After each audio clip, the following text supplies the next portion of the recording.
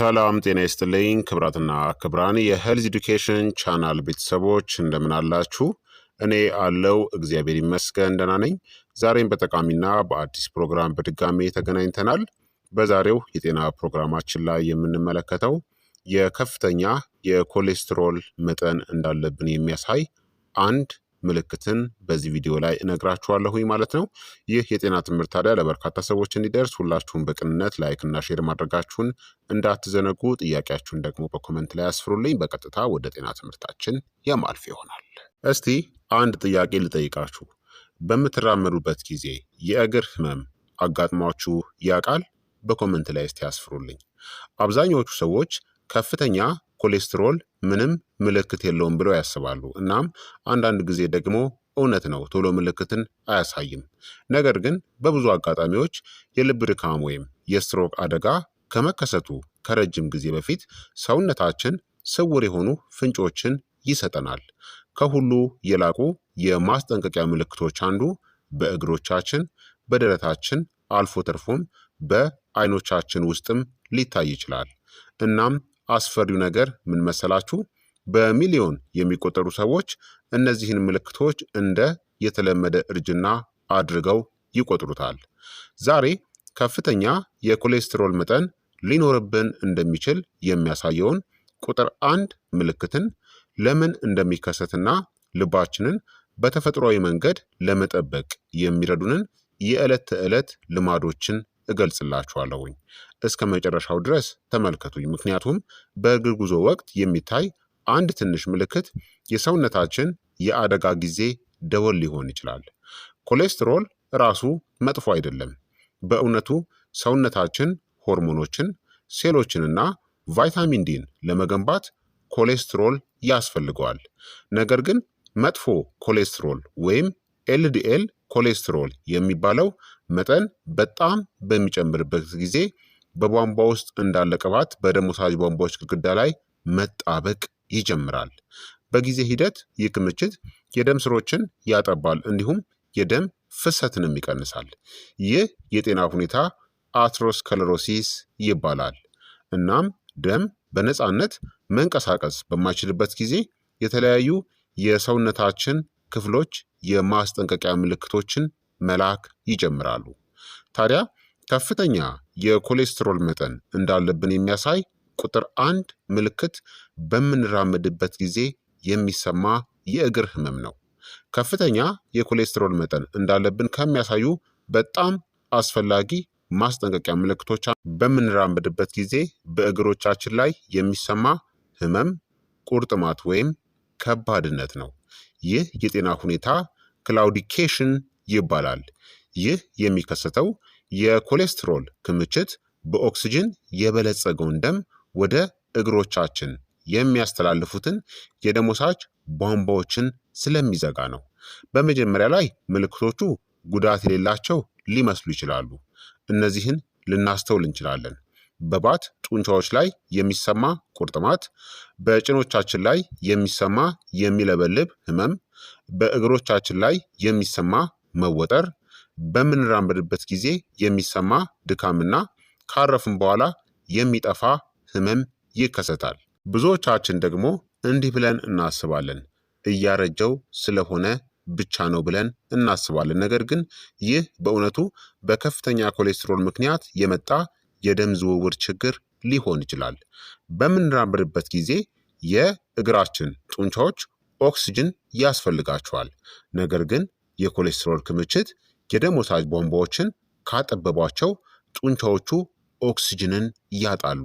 በውጤቱም ህመም፣ ዝለትና ቁርጥማት ይከሰታል። ይህ ልክ እየሮጥን ሳለ በትንሽ ቧንቧ ወይም ስትሮ ለመተንፈስ ከመሞከር ጋር ተመሳሳይ ነው። ሰውነታችን በጣም ይታገላል። እናም በሚያሳዝን ሁኔታ በእግሮቻችን ውስጥ ያሉ የደም ወሳጅ ቧንቧዎች ከተዘጉ በልባችንና በአንጎላችን ውስጥ ያሉ የደም ወሳጅ ቧንቧዎችም ሊጎዱ ይችላሉ። ለዚህ ነው ይህንን ምልክት በጭራሽ ቸል ልንለው የማይገባው። ሌሎች ከፍተኛ የኮሌስትሮል መጠን እንዳለብን የሚጠቁሙ ማስጠንቀቂያ ምልክቶች የምንላቸው አንደኛ በደረት ላይ የሚሰማ ጫና ወይም መወጠር ነው። ኮሌስትሮል በልባችን ዙሪያ ያሉትን የደም ወሳጅ ቧንቧዎች በሚዘጋበት ጊዜ እነዚህን እናስተውላለን። በደረት ላይ የሚሰማ ጫና፣ መወጠር፣ የትንፋሽ ማጠር፣ በእንቅስቃሴ ወቅት የሚሰማ ድካም፣ ደረት ላይ የተቀመጠ ከባድ ነገር ይሰማችኋል። ይህ ወደ ልብ የሚሄደው የደም ፍሰት መቀነሱን የሚያሳይ የማስጠንቀቂያ ምልክት ነው። ሁለተኛ፣ በአይኖች ዙሪያ የሚወጡ ቢጫ እብጠቶች ናቸው።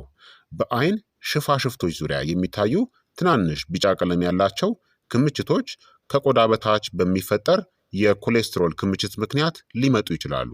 እነዚህ ዛንቴላስማ ይባላሉ። ህመም የሌላቸው ናቸው፣ ነገር ግን ጤናማ ያልሆነ የኮሌስትሮል መጠን እንዳለብን ሊጠቁሙን ይችላሉ። ሶስተኛ፣ የእግር መቀዝቀዝ ወይም መደንዘዝ ነው። ከተዘጉ የደም ወሳጅ ቧንቧዎች የሚመጣ ደካማ የደም ዝውውር ወደ እግሮቻችን የሚሄደውን የደም ፍሰትን ሊቀንስ ይችላል። እነዚህንም እናስተውላለን። የእግር መቀዝቀዝ፣ የመውረር ስሜት እንዲሁም መደንዘዝ እናም በቀስታ የሚድኑ ቁስሎች ጤናማ የደም ዝውውር ህብረ ህዋሳቶቻችንን በህይወት ያቆያቸዋል። ደካማ የደም ዝውውር ደግሞ ቀስ በቀስ ያበላሻቸዋል። ታዲያ ለከፍተኛ አደጋ የተጋለጡ ሰዎች ምን አይነት ሰዎች ናቸው? እነዚህን የምናደርግ ከሆነ ለከፍተኛ ኮሌስትሮል የመጋለጥ እድላችን በጣም ከፍተኛ ሊሆን ይችላል።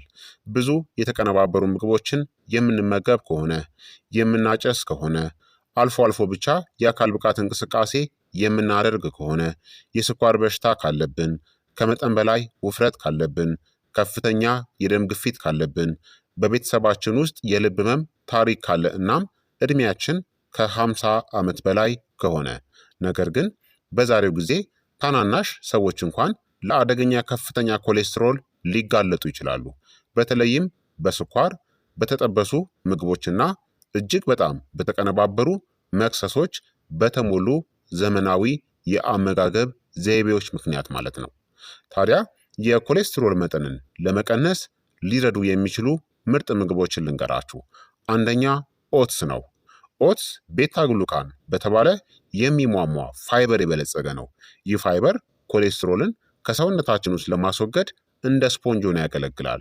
ጠዋት ላይ አንድ ሳህን ኦትሜልን መመገብ ጤናማ የኮሌስትሮል መጠንን በተፈጥሯዊ መንገድ ሊደግፍልን ይችላል። ሁለተኛ ቦለቄ እናም ምስር ነው።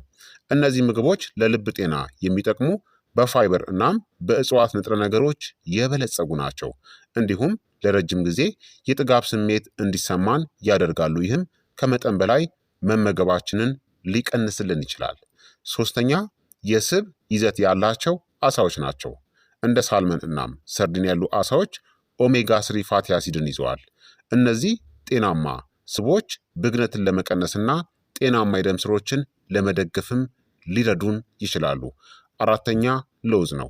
ለውዝና ዋልነት የተሻለ የኮሌስትሮል ሚዛንን ሊደግፉ የሚችሉ ጤናማ ስቦችን ይዘዋል። ነገር ግን የመመገቢያ መጠኑ ወሳኝ ነው፣ ምክንያቱም ለውዞች ከፍተኛ ካሎሪ ያላቸው በመሆናቸው ነው።